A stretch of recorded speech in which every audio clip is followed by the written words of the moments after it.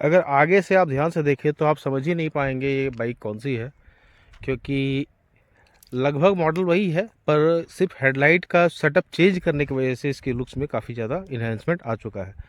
ये जी हाँ, ये बाइक है बजाज की 125 पल्सर, जो कि 125 काफ़ी पहले से अवेलेबल है मार्केट पे, पर अभी कुछ अपडेट हुआ है। इसका जो कि हेडलाइट के जो सेटअप है वो चेंज हुआ, प्लस उसके मीटर में क्या चेंजिंग हुआ वो भी मैं आप लोग के साथ शेयर करने वाला हूँ। सबसे पहले इसकी चाबी से अगर मैं शुरुआत करूँ तो चाबी बजाज का टिपिकल 10-15 सालों से आप जो देख रहे हैं वही है, कोई खास चेंजिंग नहीं। मेजर अपडेट इसके हेडलाइट में है। हेडलाइट में अगर आप देखें तो कहीं भी कोई भी आपको एलईडी सेटअप नज़र नहीं आएगा। ये आपका डीआरएल जो कि डे टाइम रनिंग लैंप है, high beam and low beam, ये दो। इसका हेडलाइट का थ्रो भी अच्छा है नॉर्मल बाइक्स के हिसाब से। अगर आप देखें तो इस सेगमेंट में आपको जो 125 में होंडा की साइन है उससे तो नो डाउट काफ़ी बेटर इसका हेडलाइट का थ्रो आता है। एंड सेकंड अपडेट, जैसा कि आप देख पा रहे हैं कि इसके जितने भी डिजाइनिंग है, डिजाइनिंग पार्ट में खासकर ये कलर, जो कि ये कलर काफ़ी अच्छा लग रहा है, में इसका जो ग्लिटर फिनिशिंग टाइप का आपको देखने में मिलेगा, और रिफ्लेक्शन के साथ ये चेंज भी होता है। इसके पहले का जो कलर का डिज़ाइन था वो टैंक में पल्सर लोगों के नीचे पे आता था। अब क्या कर दिया गया कंपनी के हिसाब से, इसको आगे काउल से लेके और इसका जो स्ट्रिप दिया हुआ है पीछे में दिया हुआ है, जो कि काफ़ी इसमें अच्छा लुक आ रहा है पहले के हिसाब से। इंजन में थोड़ा बहुत बदलाव किया गया है। पहले BS6 के बाद जो भी इंजन था सब में O2 सेंसर, जो कि आप यहाँ पे देख पा रहे हैं, ऑक्सीजन सेंसर। पर अभी कुछ सम टाइम बीतने के बाद अब क्या कंपनी ने किया हुआ है, इसको और ज़्यादा इन्हेंस किया है। एक तो ऑक्सीजन सेंसर आप यहाँ पे देख पा रहे हैं, सेकंड ऑक्सीजन सेंसर आप यहाँ पे नीचे में अगर आप देखिए फाइबर के पार्ट के नीचे में ये जो वायर जा रही है, सेकंड ऑक्सीजन सेंसर यहाँ पर लगा हुआ है। अब दोनों का काम क्या है, एक तो एग्जॉस्ट के टाइम पे क्या हो रहा है, आफ्टर फिल्टर के बाद इसमें क्या काम हो पा रहा है, वो दोनों को रीडिंग, जस्ट सिलेंडर हेड के बाद में जो निकल रहा है एग्जॉस्ट, इसका टेम्परेचर, इसका प्रेशर क्या है वो रीडिंग, और कुछ दूर ट्रेवल करने के बाद का जो रीडिंग है, दोनों इसके हिसाब से ECU इसके ट्यूनिंग को आइडल पे रखती है। 125 में अभी भी ABS अवेलेबल नहीं है, front disc rear drum brake ही है, पर इसमें एक चीज़ आपको मिलेगा वो है CBS कॉम्बी ब्रेकिंग सिस्टम। अगर आप ध्यान से देखें तो मैं अगर यहाँ पे फुट प्रेस कर रहा हूँ, इसका इफेक्ट आपको यहाँ पे भी देखने को मिलेगा, चेंजिंग क्या हो रहा है। और इस ये जो मॉडल है इसमें दो ऑप्शन अवेलेबल हैं, dual seat with dual disc में। ये जो है सिंपल वेरिएंट है जिसमें आपको पीछे ड्रम ब्रेक आता है, और ये सिंगल सीट में है, जो कि 125 सीसी के हिसाब से ये ज़्यादा बेस्ट ऑप्शन नहीं रहेगा मेरे हिसाब से। अब बारी आती है इसके इंस्ट्रूमेंट क्लस्टर, जो भी एक काफ़ी बड़ा बदलाव है। आप ध्यान से अगर देखें, डे टाइम का है तो आपको इफेक्ट उतना अच्छा पता नहीं चलेगा।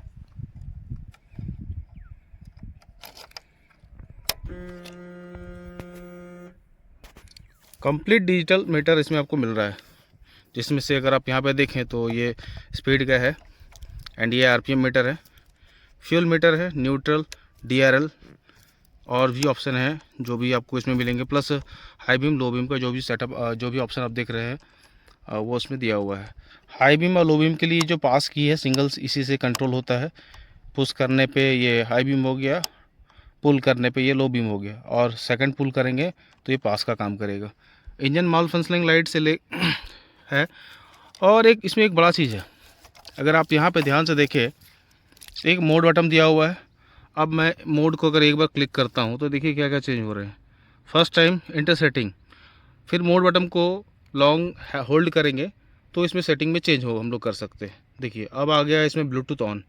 इसका जो ऐप है उस ऐप में इंस्टॉल करने के बाद ब्लूटूथ से आप पेयर कर सकते हैं। ब्लूटूथ पेयर करने के बाद आपको इसमें यहाँ पर आपके फ़ोन का जो टावर है, प्लस किसका फ़ोन आया, किसका गया, मैसेज अलर्ट, सारे नोटिफिकेशन आप इसी इंस्ट्रूमेंट क्लस्टर पे ही देख सकते हैं।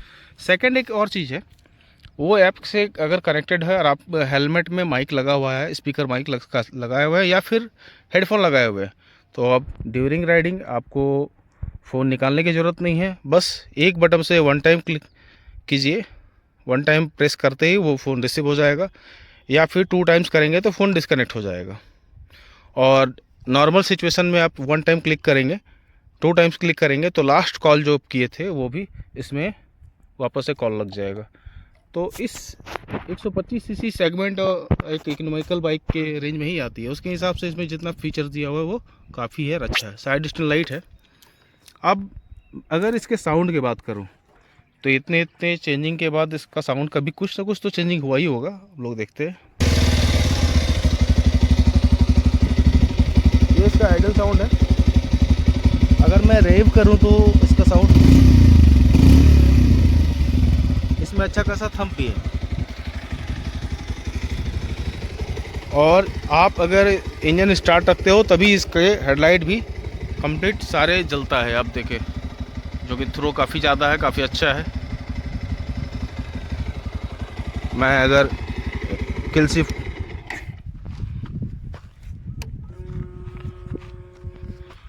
इंजन ऑफ करने के बाद सिर्फ DRL वर्किंग में है। साइड इंडिकेटर भी जो इसमें आप देख रहे हैं चारों, वो 125 में ये कंप्लीट चेंज हो चुका है, जो कि KTM में भी देखने को मिलता है, डोमिनार में भी देखने को मिलता है, NS 200 160 सारे बाइक्स में ये सेम इंडिकेटर आने को लगा है, जो कि अच्छा है।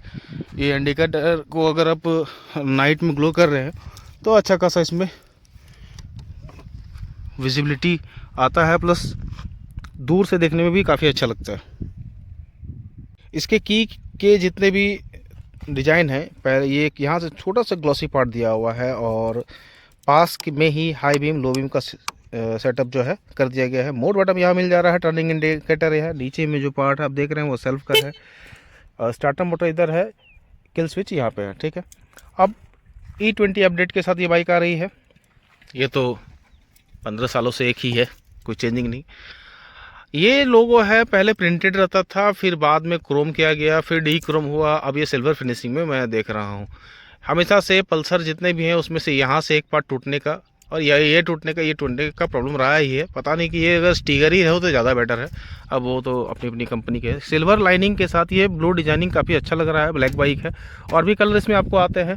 यहाँ थोड़ा सा कार्बन फाइबर फिनिशिंग दिया गया है, हालांकि ये कार्बन फाइबर है नहीं। हाँ, 125 वाले इस मॉडल पे आपको चेन कवर मिलता है, जो कि मैं ज़्यादा अच्छा समझता हूँ, क्योंकि इसमें से आपको वियर एंड टियर काफ़ी कम हो जाएगा चेन का।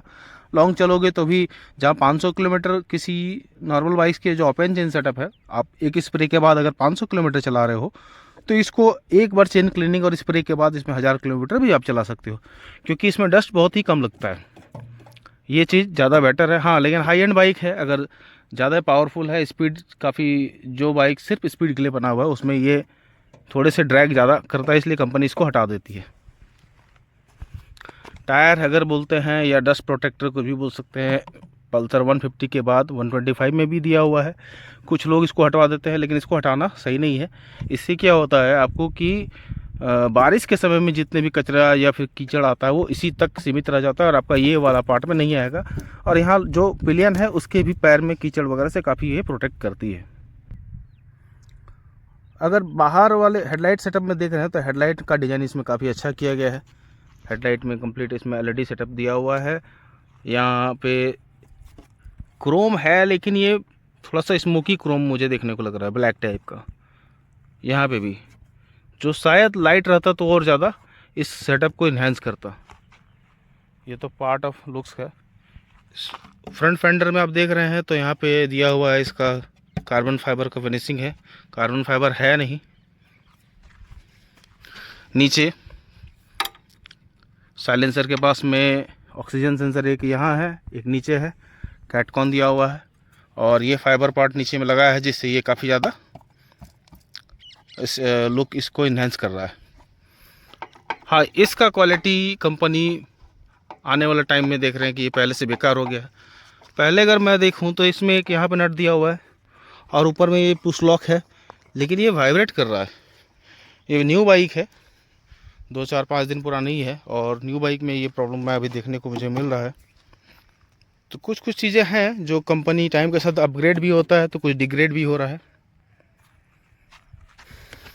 साइलेंसर में आप ध्यान से देखें तो ये ब्लैक है, वो भी मैट में, मैट फिनिशिंग में ब्लैक काफ़ी अच्छा लग रहा है। जिनकी गाड़ी है वो इसमें साइड बॉक्स लगवाए हुए हैं इस शर्ट्स का, जो कि लुकिंग नाइस, अच्छा लग रहा है। इसका यहाँ से ओवल शेप के कारण ये ज़्यादा अच्छा लग रहा है, और इस बाइक में सूट भी कर रहा है।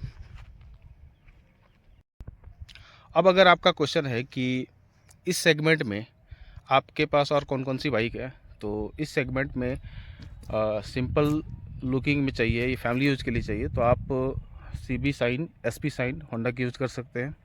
TVS में अगर आप जा रहे हो तो TVS में रेडर है, जो यंग जनरेशन को देख के उसको बनाया गया है।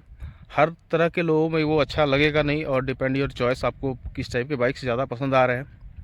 125 पल्सर में एक खासियत है कि इसका डिज़ाइन लगभग 15 सालों से एक ही टाइप का ही, 125 नहीं, पहले तो 150 से नीचे आती ही नहीं थी, ये काफ़ी सालों के बाद 125 में लोग देख रहे हैं। और लेकिन इसका मॉडल वही है, इंजन डिट्यून किया गया है 150 के हिसाब से, पर फिर भी इसका परफॉर्मेंस अच्छा है। आप लॉन्ग भी जाएंगे तो आपको नहीं समझ में आएगा कि आप 100 सीसी के बाइक में हो या 100 सीसी में हो या फिर 150 सीसी में हो, पता नहीं चलेगा।